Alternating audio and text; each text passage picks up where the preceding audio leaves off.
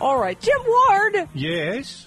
I have a guess the quote for you for this Monday. Who said journalists have set aside what had been decades worth of guidelines and embraced special new rules for how Cheney and Palin get treated? In a word, it's stenography. That's how too many scribes have covered Cheney and Palin in recent months, allowing them to dispense tightly controlled pieces of information, which journalists then trumpet as breaking news. Who said that? Dockin.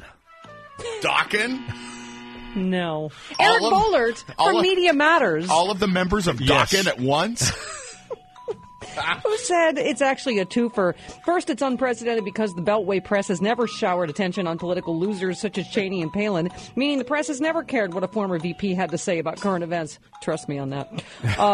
Right after leaving the White House, think Dan Quayle, or what a failed VP candidate had to say just months after losing in a landslide. Think Geraldine Ferraro. Or I can think of another name. Traditionally, pundits and reporters disdain political losers, but for Cheney and Palin, the rules have been generously reworked. Who said that? Tesla. Good God. Jim had a heavy metal weekend. Apparently. No, Eric Boehlert for Media Matters. All right, one final round. The second oddity is that journalists now allow Cheney and Palin to completely dictate the media ground rules and afford them the chance to have one-way relationships with the press. Palin still hasn't allowed herself to be interviewed by a single independent political journalist since she launched her book in November. Instead, she mostly communicates with the mainstream media via Facebook. And now that she's signed on to the Fox News, the chances of Palin ever speaking with the serious press seem to be less than zero. That lack of openness stacks the deck and leads to dreadful bouts of stenography, of literally recording what controversial Republicans say and nothing more. Who said that? Panzer Christ. It's a Norwegian metal band. I don't know. I was about ready to ask, is that an actual band's name? It's an actual band name. Eric Boehlert, who I'm pretty certain is not in any band, is on the phone. Good morning, Eric Boehlert. Good morning. Were you ever in a garage band? Anything? No? No. He's been in garages, but...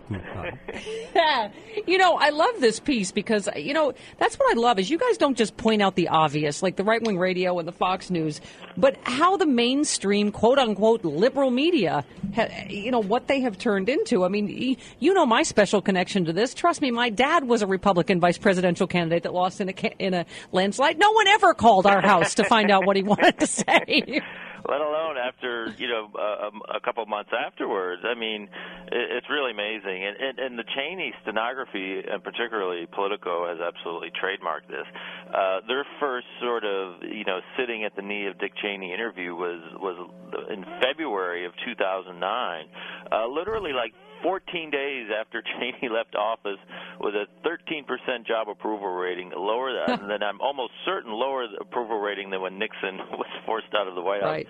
And so, of course, who would you turn to for all sorts of insight into the current events?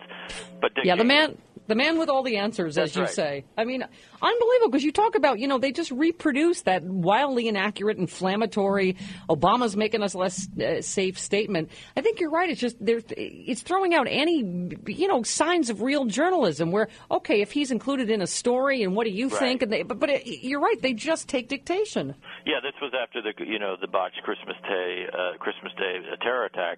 And so Politico, by the end of the year, got to the point where they weren't even doing Q&A. It was Dick Cheney literally just like emailing a statement over, and Politico ran all 660 words. And the stuff with Palin on Facebook, I mean, those are what we used to call press releases. Right. I don't even think she writes them. But Right. she posts them on her Facebook page, and everyone sort of types it up as news. It's really quite amazing. Yeah, I know. Well, Chris, we get these all the time. Any media outlet, it literally would be like if I just, treated that as a news story, what somebody's press release says. But, you're absolutely right. Yeah, I mean, in the old days, no serious reporter would ever take any press release from a politician's office seriously. I mean, all it meant was you had no access, and you were just sort of a schmuck. I mean, nobody typed those things up. But it's on Facebook, and it's Sarah Palin, so, copy and paste. Oh, no, listen, I get annoyed because, I have to go on all these talking head shows, and it's always like reacting to what Sarah Palin said. It's right.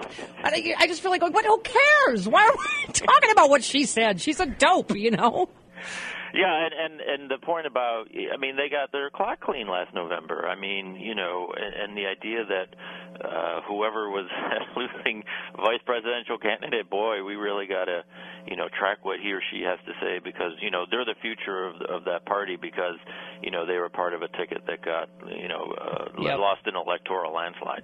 I mean, we've never seen that model before. Trust me, I have a bird's eye view into this. I don't recall the phone ever ringing after 19. 1974 at our house. All right. Eric Boehlert from Media Matters for America doing the Lord's work as usual. Thanks, Eric. See you next time. Talk to you soon.